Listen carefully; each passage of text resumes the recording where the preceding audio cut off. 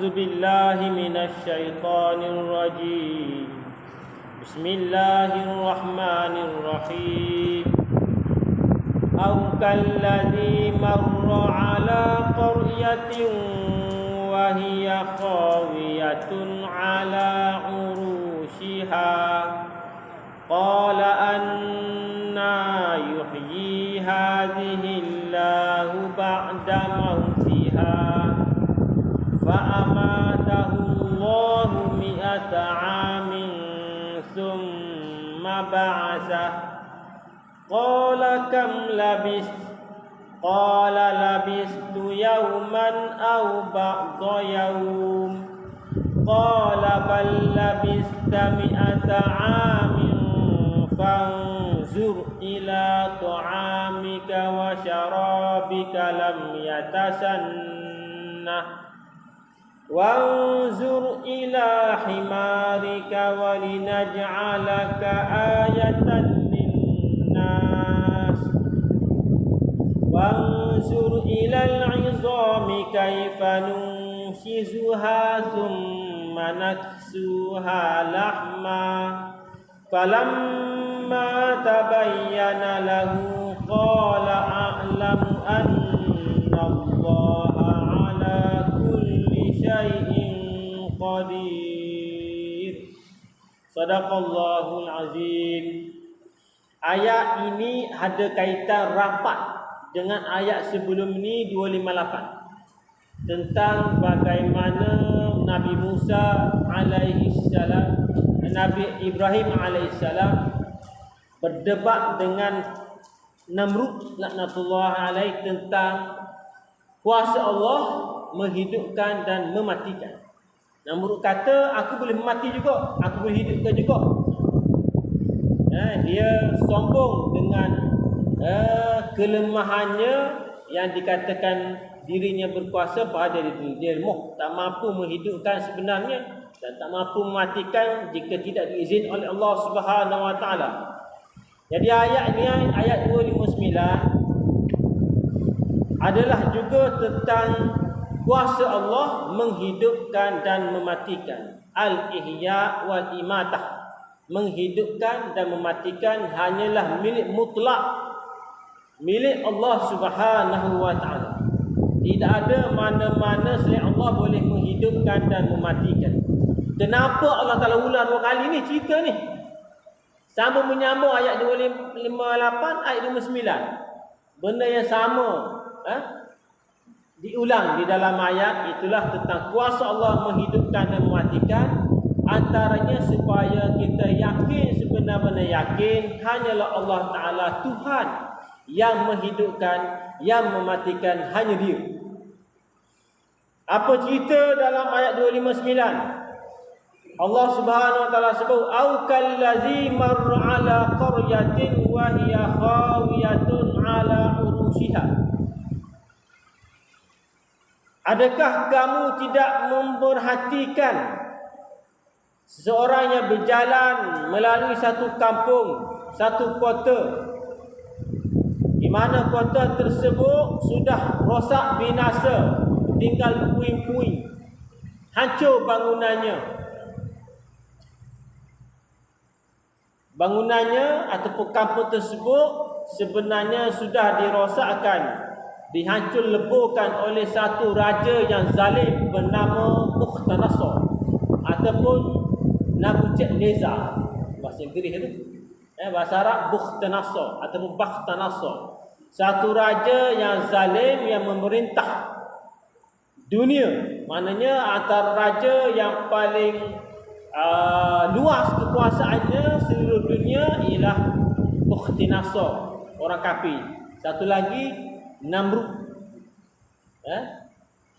Dua orang kafir, orang Islam dua juga, itulah Nabi Sulaiman dan Raja Zulkarnain.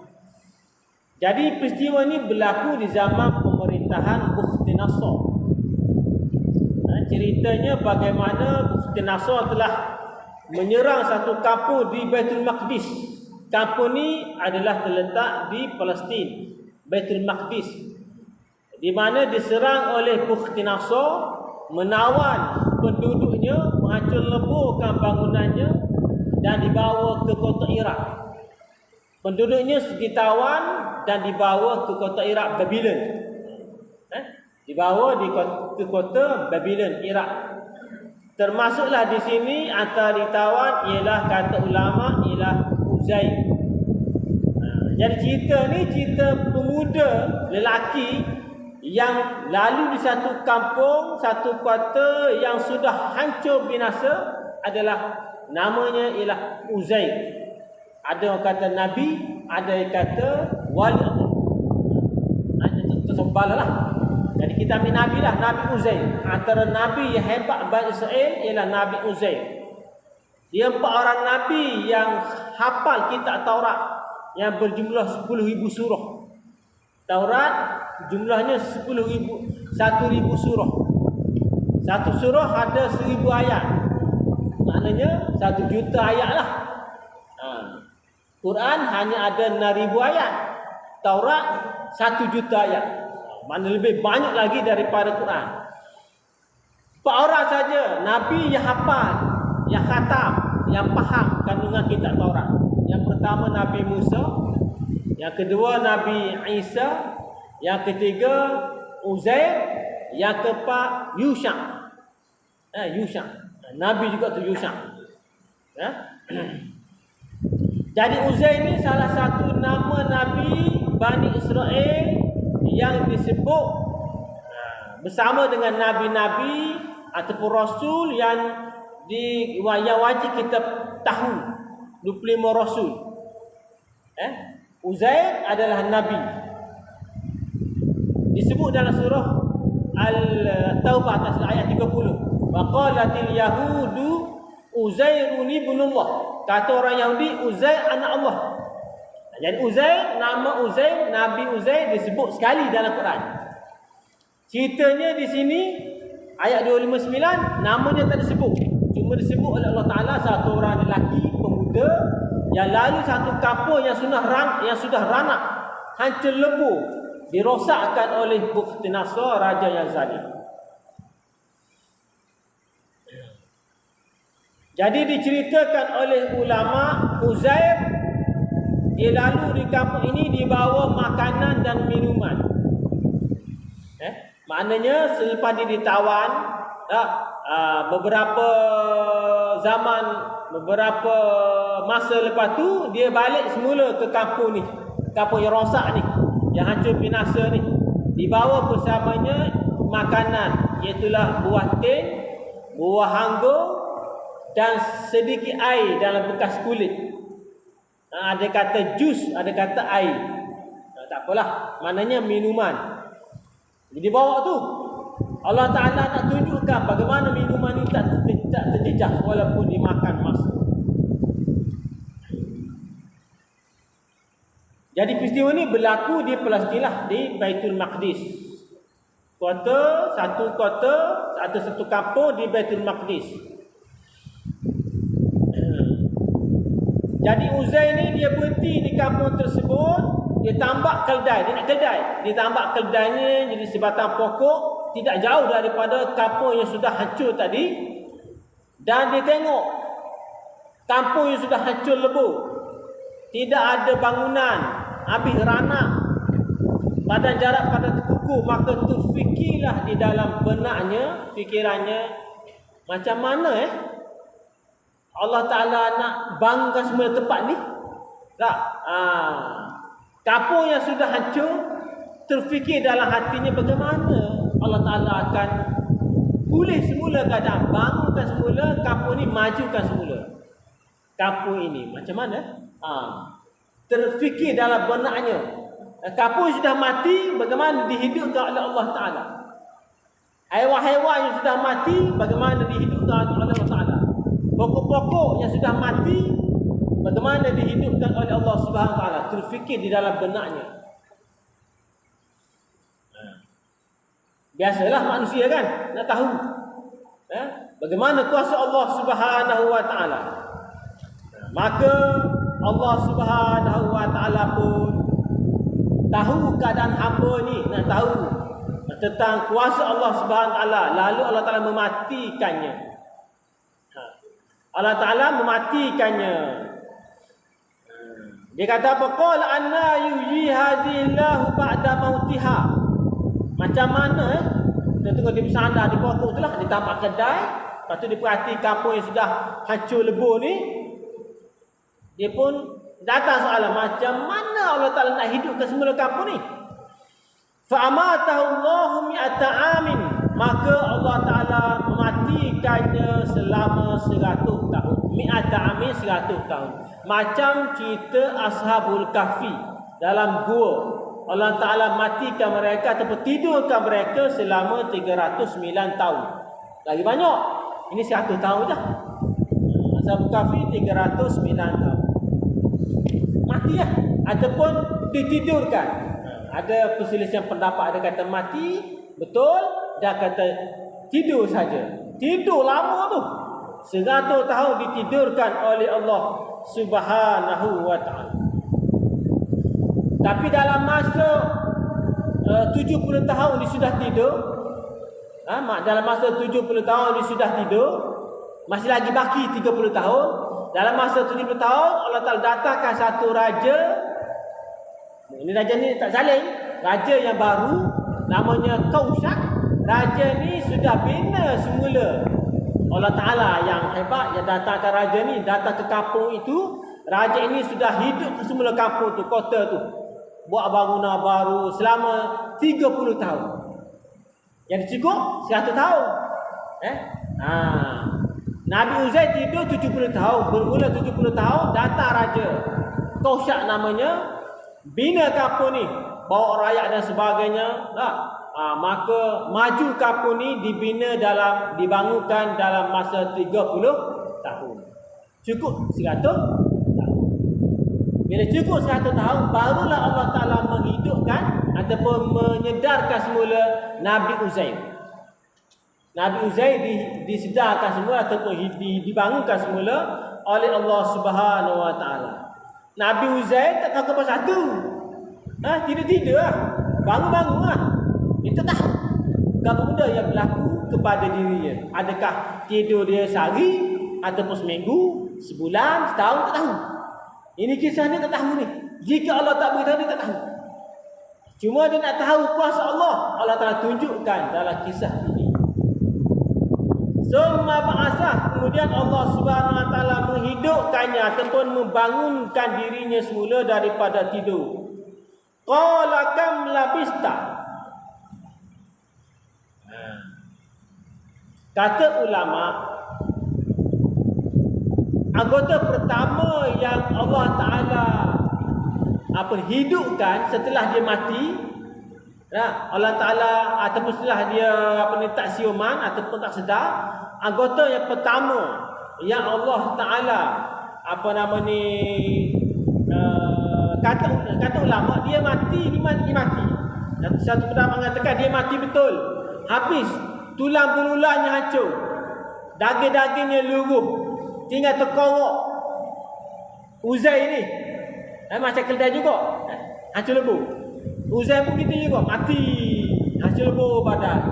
Maka anggota yang pertama yang Allah Ta'ala pulih ialah mata dan kepala. Apa? Nak suruh dia tengok kehebatan Allah. Allah Ta'ala menghidupkan ataupun menumbuhkan daging di badannya. Bila dia tersedar, dia tengok, mata dia sudah nampak, dia tengok. Tangannya masih lagi tidak ada daging, tidak ada urat, tidak ada darah, tidak ada kulit. Begitu kaki.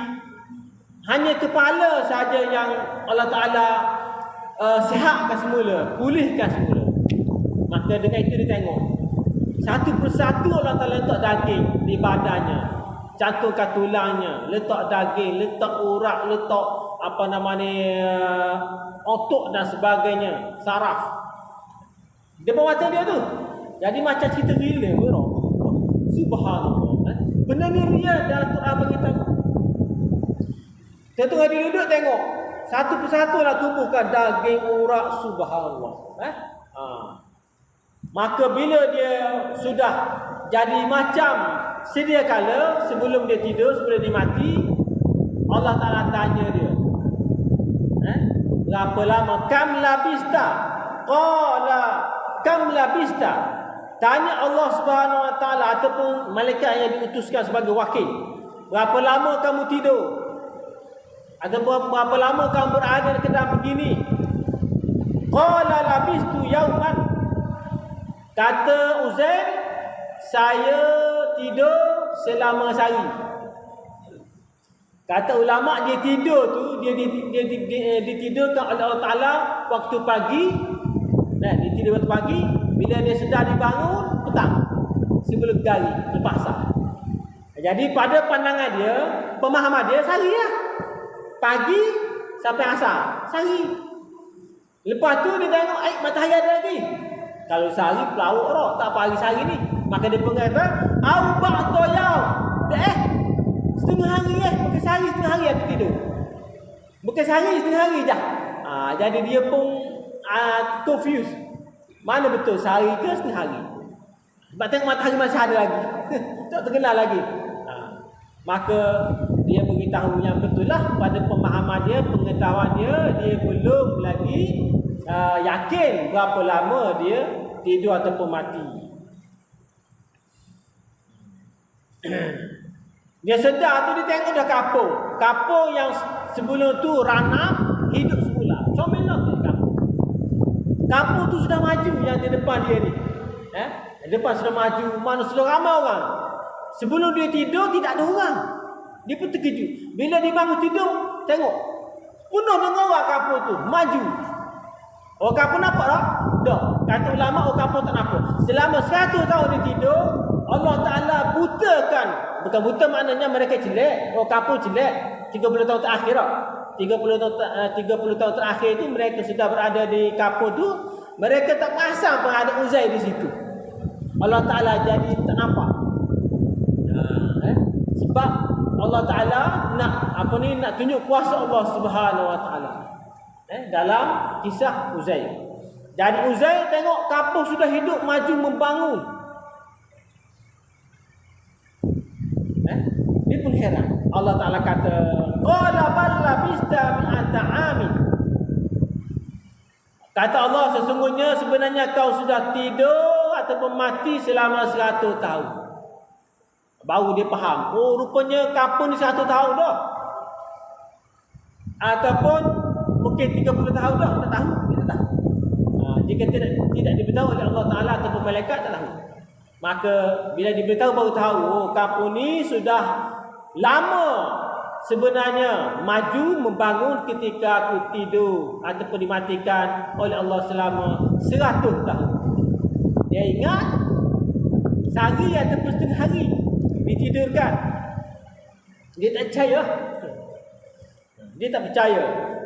Maka Allah Ta'ala kata, fanzur ila ta'amika wa syarabika lam yatasannah. Tengok kuasa Allah. Allah Ta'ala kata, wahai Uzair, tengok makananmu. Buah tin, anggur, ada kata roti, dan air ataupun jus. Tak tijah. 100 tahun Allah Ta'ala dengan kuasa Allah Ta'ala tidak memberi kesan perubahan cuaca gini. Air ataupun jus, makanan, roti dan sebagainya tetap utuh macam sedia kala. Tidak terkesan oleh perubahan. Hebatnya Allah Ta'ala. Jadi Nabi Uzair pun tengok macam sehari je ni. Kan ada sehari mana berubah makanan, tak berubah. Sehari ataupun sehari tak berubah. Jadi kira-kira Uzair ingat ke sehari. Tapi bila Allah Ta'ala kata, mu bukan sehari, mu tidur 100 tahun, baru dia benar-benar yakin hebatnya Allah Ta'ala yang menahan makanan daripada basi, daripada jadi rosak, walaupun makan masa 100 tahun. Allahu Akbar. Jadi peristiwa ni untuk meyakinkan kita betapa hebatnya kuasa Allah. Ada sesuatu perkara satu dalam masa beratus tahun tak terjejas macam makanan, tapi keldai terjejas. Kata Allah, wanzur ila himarika, cuba tengok kepada keldai kamu pula. Nak membuktikan kamu tidur bukan sehari ataupun setengah hari, kamu tidur 100 tahun. Buktinya keldai. Ikut kebiasaan lah kita, memang satu tahun memang mati habis lah. Keldai tengah tulang gitu gini. Kebiasaannya begitu. Adapun makanan itu luar biasa. 1 tahun tak terjejas. Itu luar biasa. Kuasa Allah Ta'ala menahan sesuatu daripada rosak. Tengok kepada keldai. Bila dia tengok keldai dia yang ditunggal tu, tengok keldainya mati, tulang-tulang belulanya sudah kucak-kacir ke kiri dan ke kanan. Keldai tinggal tulang, tidak ada daging, tidak ada kulit, tinggal tulang, tulangnya berterabur ke sana ke sini, kiri kanan. Maka Allah Subhanahu Wa Taala dengan kuasanya tunjuk kepada Uzair, "Mu tengok sekarang kuasa aku. Bagaimana aku menghidupkan keldai yang sudah mati ni." Maka Allah Ta'ala perintahkan angin.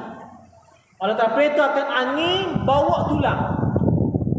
Angin diperintahkan Allah Ta'ala bawa tulang, kutip tulang daripada tempat yang jauh pergi semula tempat keldai mati. Keldai mati mana? Sini katakan. Tulangnya situ. Angin bawa ambil kutip di sini mula. Tempat asal. Keldai itu duduk. Atau parking situ. Jadi tulang kiri kanan bergerak, digerakkan oleh angin. Depan mata Uzair tengok. Dalam keadaan berdebar-debar. Masa tu iman meningkat 1%, yakin kepada kuasa Allah. Depan mata Allah Ta'ala buat. Tulang bergerak tu. Tulang bergerak digerakkan oleh angin. Tulang bergerak bercantum. Tulang dia pandai cari tempat asalnya. Kalau tulang punggung lah. Tulang tekuk lah. Tulang belakang lah. Kaki lah. Cantum. Jadi tulang. Berdiri seperti keldai. Tapi tulang. Macam dinosaur. Macam keldai tapi tulang saja. Tidak ada daging, tidak ada darah, tidak ada urat, tidak ada kulit. Tulang saja, cokoh depan dia. Tak hidup lagi. Allah Ta'ala baru susun tulang dulu. Subhanallah. Maka lepas tu Allah Ta'ala beritahu dalam ayat ni, selepas tu lah dia kata kaifa nushisuha thumma naksuha lahma. Tengok bagaimana Allah Ta'ala susun daging. Allah Ta'ala balut daging, balut tulang dengan daging. Depan mata. Balut tu daging dibalut Allah dengan tulang dibalut Allah dengan daging. Balut dengan daging, dengan otot, dengan urat, dengan saraf, dengan kulit. Tapi tak hidup lagi. Mana jadi kedai macam hari tu sebelum dia tidur, tetapi belum lagi boleh bergerak. Cukup situ. Maka Allah Ta'ala perintahkan malaikat untuk tiupkan roh. Malaikat mari tiup roh di lubang hidung keldai, tiup barulah hidup. Keldai pun mendongak dan keldai pun mengiau. Keldai. Kalau kuda, kalau kambing membek, lembu mengebuk. Kalau keldai merengek kuda. Hantam saya lah. Maknanya keldai ini dia bersuara. Suara macam keldai. Gitu. Jadi hidup di depan Uzair Nabiullah. Satu persatu Allah Ta'ala tunjuk kuasanya di hadapan Uzair. Bagaimana keyakinan yang Uzair dapat? Memang subhanallah tak tertinggi lah. Top lah. Kerana Allah Ta'ala tunjukkan kuasanya depan baginda Uzair alaihi salam.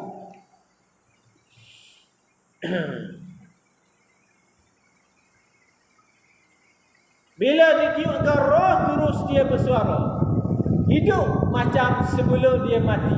Lepas tu Uzair pun Allah Ta'ala kata walinaj'alaka ayatan linnas.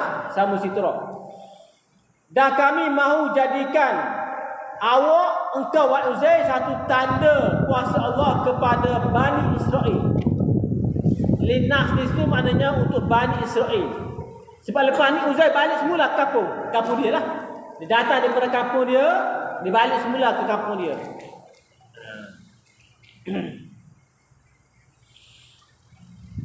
Ikut satu riwayat lain lah. Jadi Uzair pun bila dia sudah hidup, keldai pun ada, dia pun tunggang keldai. Balik semula ke kampung dia. Kata ulama, sebelum dia tinggal kampung dia, pergi ke kampung yang binasa, dia tinggal kampung dia dalam keadaan umurnya 40 tahun. Umur Uzair. Ataupun dari riwayat lain mengatakan 50 tahun. Muda lagi lah.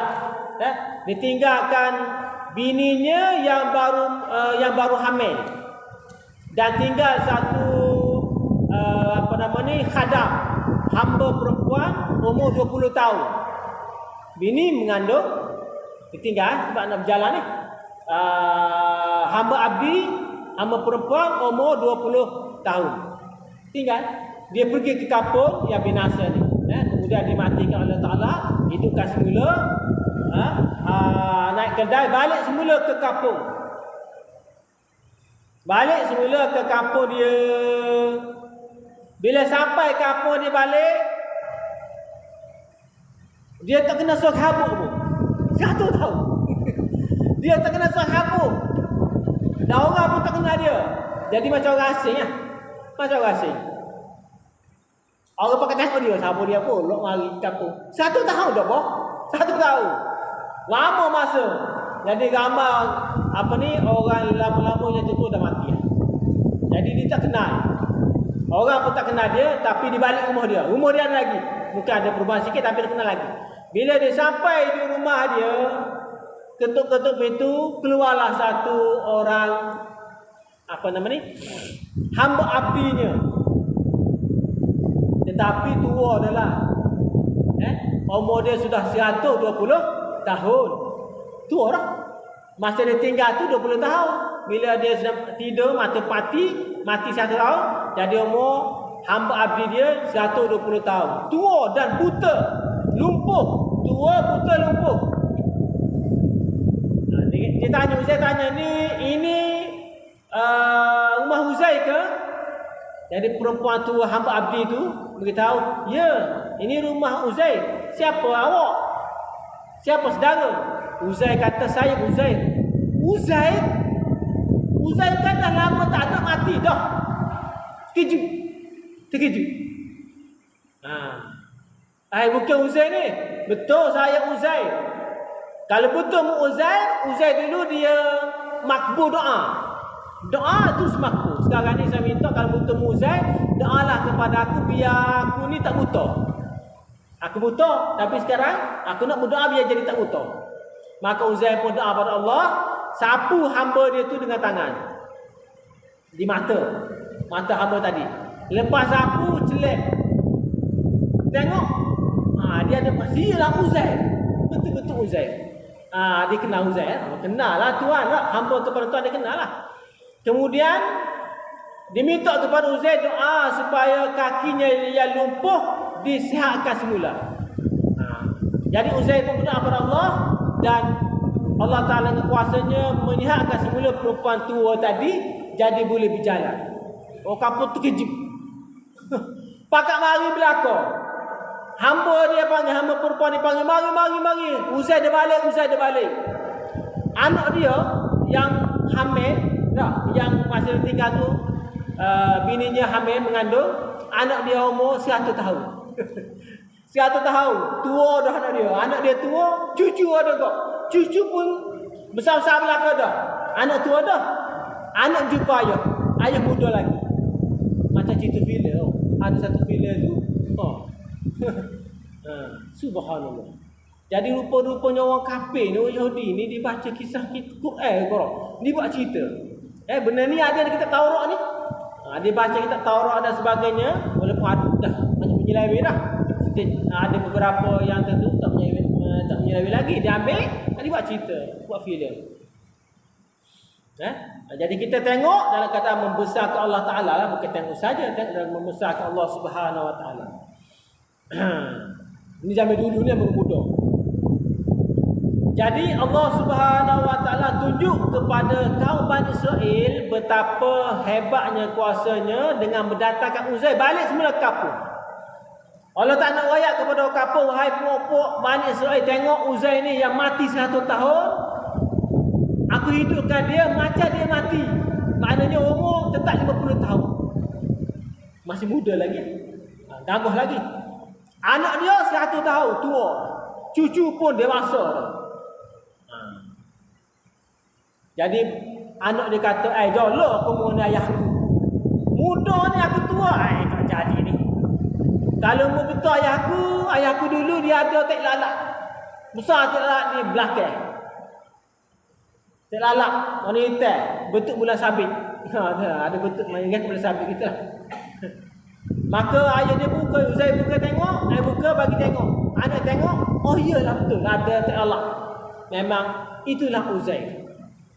Dan Bani Israel hak lain berkata kalau membetul Uzair, cuba mu baca kitab Taurat. Kitab Taurat tak ada dah. Jadi cuba mu baca semula kitab Taurat yang mu hafal. Maka Uzair baca kitab Taurat satu persatu daripada hafalan dia.